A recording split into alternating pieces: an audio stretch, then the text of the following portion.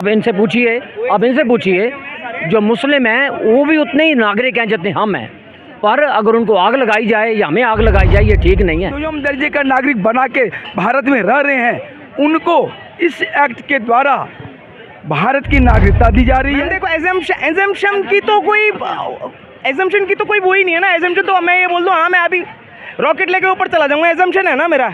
ऐसे थोड़ी होता है, एजम्पशन के ऊपर थोड़ी दुनिया चलती है, सरकार थोड़ी चलती है। राहुल गांधी की बात छेड़ दी तो मैं आपको बता दूं, इन्होंने पहले यूपीए बनाए थे, यूपीए के बाद इन्होंने इंडिया बनाया, इंडिया का हो गया इंडीज और इंडीज हो गया इंडिंग।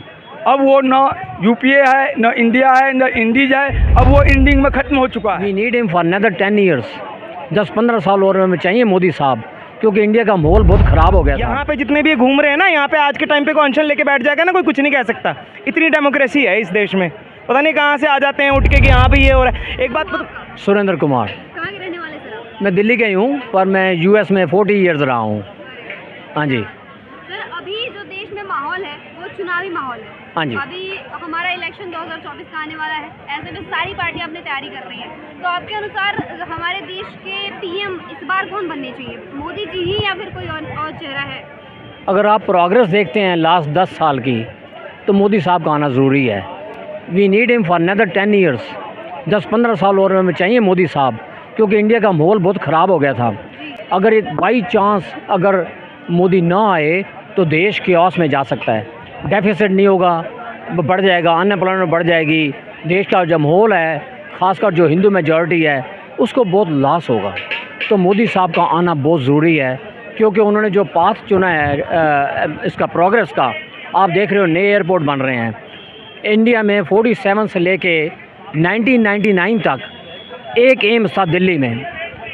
जब वाजपेयी साहब आए उन्होंने 6 और अप्रूव किए जो मनमोहन सिंह गवर्नमेंट ने बनाए। 10 साल 7 हो गए, अब 15 एम्स 10 सालों में बने हैं। अच्छा, हाईवे कितने बने हैं, मेडिकल कॉलेज की कितने बने हैं? 360 थे, 366 थे, अब 660 मेडिकल कॉलेज हो गए हैं।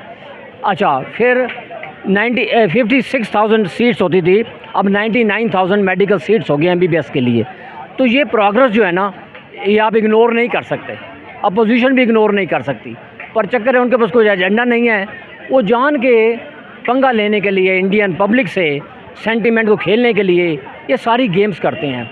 फॉर एग्ज़ाम्पल हिजाब को तंग करेंगे, अनएम्प्लॉयड को पत्थर मारेंगे कि ये अनएम्प्लॉयड सुसाइड कर गया। 3 तलाक का भी रेस करते हैं भाई कि इनको हक नहीं मिल रहे, मुसलमानों का इंटरनल मैटर है। When you live in India we all are Indians first, no religion first, Indian first, and that is the way to live. Pakistan में रिलीजन फर्स्ट है ना, आप उनकी हालत देख सकते हो क्या हो रही है।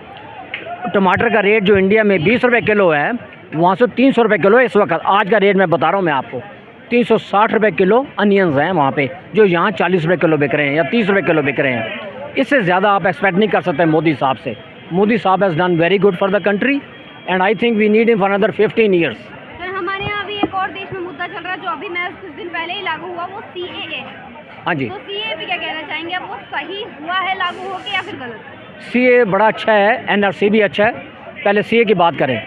CAA जो है मेनली उनके लिए है जो हिंदू माइनॉरिटीज़ हैं, सिख माइनॉरिटीज़ हैं, जो जैन हैं, जो अफ़गानिस्तान, पाकिस्तान, बांग्लादेश में रह गए हैं, वो नहीं आ सके 47 में।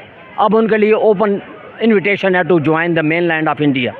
ये बड़ा अच्छा आइडिया है। ये हमें इग्नोर क्यों किया गया, आपको मालूम है? कांग्रेस जो थी ना, कांग्रेस नहीं कांग्रेस, जो कांग्रेस थी उसने जान के हिंदू मेजॉरिटी को जान के नीचे रखा है। अब जब चांस आया हिंदू का ऊपर उठने का, तो सबके पेट में दर्द पड़ना शुरू हो गया, इंक्लूडिंग अमेरिका, कनाडा, सारे जो I5 कंट्रीज़ हैं, उनको उनसे सहन नहीं हो रहा कि इंडिया जो इतनी अच्छी प्रोग्रेस कर रहा है। सर CAA लागू होने से हमारे देश में जितने भी मुस्लिम समुदाय हैं उनका ये कहना है कि उनके साथ अन्याय हुआ है। आखिर क्यों हुआ है? मुस्लिम देशों को तो पहले कंट्री मिल गया है ना, अब डबल डिप नहीं कर सकते, उनको कंट्री मिल गया है। अगर वो नहीं गए, that's not our fault. India की आप आइए।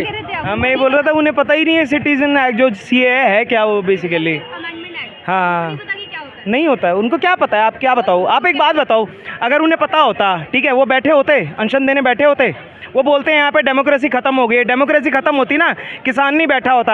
आप यहाँ पे जितने भी घूम रहे हैं ना, यहाँ पे आज के टाइम पे कोई अनशन लेके बैठ जाएगा ना, कोई कुछ नहीं कह सकता।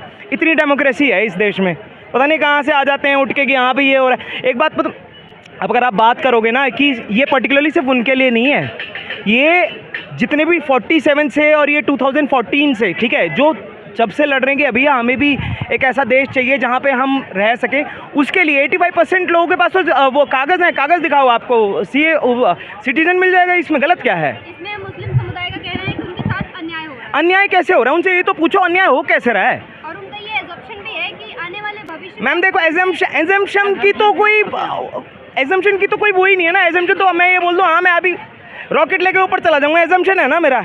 ऐसे थोड़ी होता है, एजम्पशन के ऊपर थोड़ी दुनिया चलती है, सरकार थोड़ी चलती है। उनका मानना है कि आने वाले भविष्य में भारत में रहने का उनको प्रूफ देना पड़ेगा कि वो यहाँ के नागरिक हैं कि नहीं है। ये ऐसा कुछ, हाँ। इसीलिए तो ये माइनॉरिटीज़ की प्रॉब्लम है यहाँ पे। ये जो मुसलमान कौम है, पढ़े लिखे हैं, जो वो भी इस चक्कर में फंस जाते हैं कि हमें यहाँ से निकाला जाएगा। कोई निकालना नहीं है किसी ने। अगर आप यहाँ पैदा हुए हो, आपका पूरा राइट है। जैसे इनका इंडिया है, जैसे मेरा इंडिया, उनका भी इंडिया है। पर ये पॉलिटिशियन जो है ना हमारे अपोजिशन पार्टी के, ये जान के मज़ा लेते हैं। ये रोटियाँ सेक रहे हैं मैडम। ये जो है ना, आप इनसे पूछिए, जो मुस्लिम हैं वो भी उतने ही नागरिक हैं जितने हम हैं। पर अगर उनको आग लगाई जाए या हमें आग लगाई जाए, ये ठीक नहीं है। अच्छा, आप बात कर रहे हो मुस्लिम की, ठीक है। आपको पता है जितनी भी योजनाएं मोदी ने चला रखी है, सबसे ज़्यादा कौन फ़ायदा उठाता है? मुस्लिम वर्ग उठाता है। हमारे घर में नहीं आ रही चीज़ें। वो जो बैठे हुए हैं ना वहाँ पे, आप अभी भी किसी भी गवर्नमेंट हॉस्पिटल में जाके देखोगे ना, सबसे ज़्यादा तो आपको मुस्लिम मिलेगा। हर योजना में सबसे पहले आपको मुस्लिम मिलेगा। फिर भी वो रोते हैं हर चीज़ के लिए। वो लोग कौन है जो मुस्लिम मोदी विरोधी है? कौन से? हमें तो नहीं दिखते यार कोई भी। हमारे इतने दोस्त हैं, आप इधर भी चले जाओ, हमने तो सभी देखा है, सब मोदी को प्यार करते हैं। सर आप क्या कहेंगे सीएए पे? देखिए, सीएए जो citizen amendment act Modi ji सरकार लाए हैं, इसमें किसी भी प्रकार का कोई भी जो भारत के नागरिक हैं उनको भारत से निकाला नहीं जाएगा। इससे कोई मतलब नहीं है भारत को उसको छेड़ा गया है।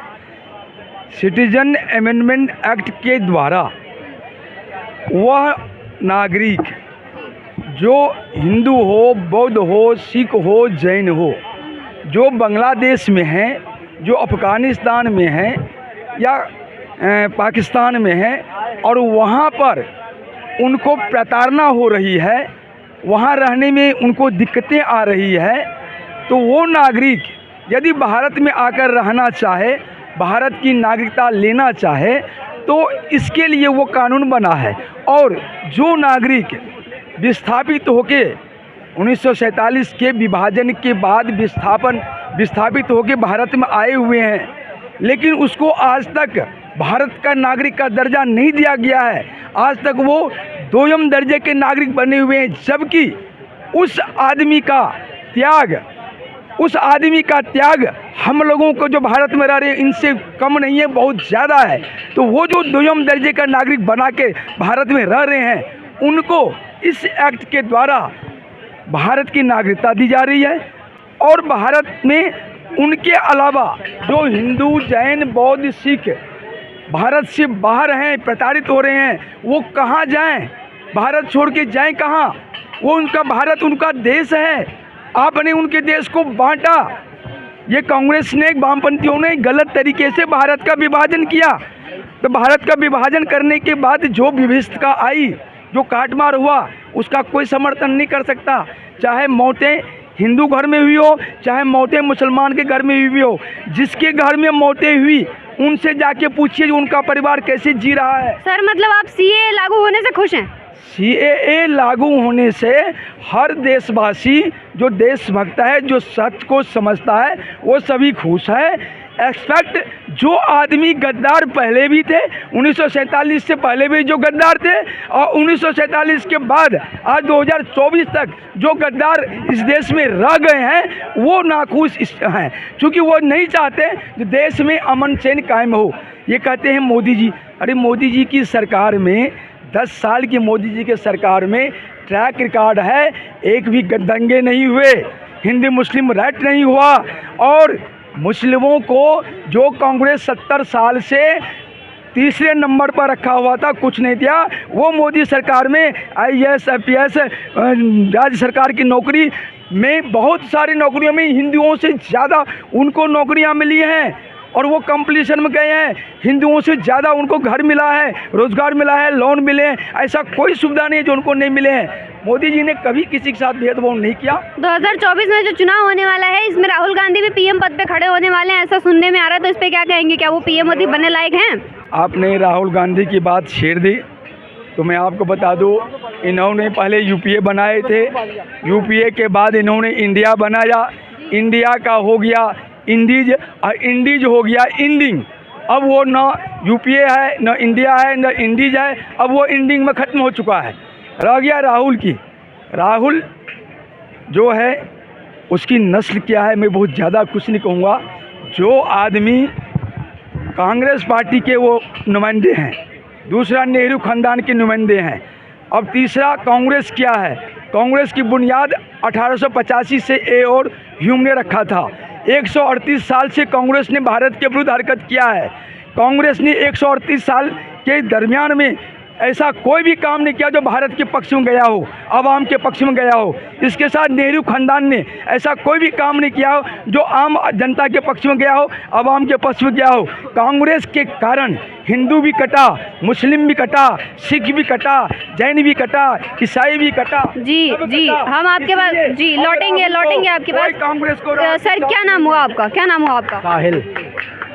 साहिल। सर, अभी जो CAA लागू हुआ, देश में माहौल मुस्लिम समुदाय में क्यों बिगड़ा हुआ है? क्यों कह रहे हैं कि उनके साथ अन्याय हुआ है? देखिए, ऐसा है, जो अवैध है उनके लिए अन्याय है और जो वैध है उसके लिए न्याय है। अभी 2024 चुनाव होने वाला है, राहुल गांधी कह रहे हैं कि वो PM पद के लायक है, मायावती भी खुद को कहती हैं और देखिए, मायावती तो रेस में है ही नहीं, पहली बात। और रही बात ममता दीदी, तो ममता दीदी तो बंगाल छोड़ के आना ही नहीं चाहती हैं। रेल मंत्री बनी थी, छोड़ दिया उन्होंने। उनका ट्रैक रिकॉर्ड देख लीजिए। यूपी से उनको भी सपा ने सीट दिया है। सीट देना अलग बात है। अब इंडिया की हालत क्या, आप देख ही रहो, खुद ही आपस में लड़ बिगड़ रहे हैं। पहले संगठित हो जाए तब तो देश के भाजपा के खिलाफ में इलेक्शन लड़ेंगे। ये खुद ही संगठित नहीं है, ये आपस में यूनिटी ही नहीं है इनकी।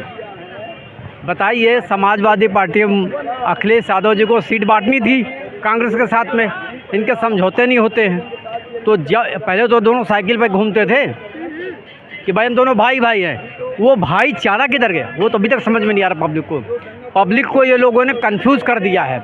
इसीलिए बीजेपी जो है सही तरीके से चल रही है। बीजेपी सही काम कर रही है, सही कर रही है। अभी देखिए, एक एग्जाम्पल आपको देते। मुझे बहुत से लोगों ने बोला, मैंने कहा भाई आप बताओ, 15 साल पहले जितने रेलवे स्टेशन हैं सब घूम लो, पुरानी पिक्चर मिल जाएगी, और आज देख लो। तो बदलाव हुआ है कि नहीं हुआ? यूसीसी का भी विरोध हो रहा है कि यूसीसी लागू हुआ तो फिर देश का माहौल खराब हो नहीं, वो तो प्रचार किया जा रहा है, अवैध प्रचार। इसको बोलते हैं ह्यूमर्स, यानी कि अफवाह फैलाने का एक बेहतरीन तरीका। एक ऐसा अफवाह फैलाया जा रहा है कि लोगों को ये पता चले कि जो ये CAA है ये गलत है। जबकि एक बात बताइए, इस देश के आप नागरिक हैं, वर्ल्ड के किसी भी कोने में अगर आप नागरिक हैं तो आपके पास कोई तो पहचान पत्र होगा। अगर नहीं है तो इसका मतलब क्या अवैध तरीके से रह रहे हो? तो जो अवैध तरीके से, चाहे हिंदू मुस्लिम से कोई भी हो, वही CAA का विरोध करेगा। जो वैध तरीके से वो कभी विरोध नहीं करेगा। तो पहले तो मुसलमानों को उनके जो नेता हैं वो समझाना शुरू करें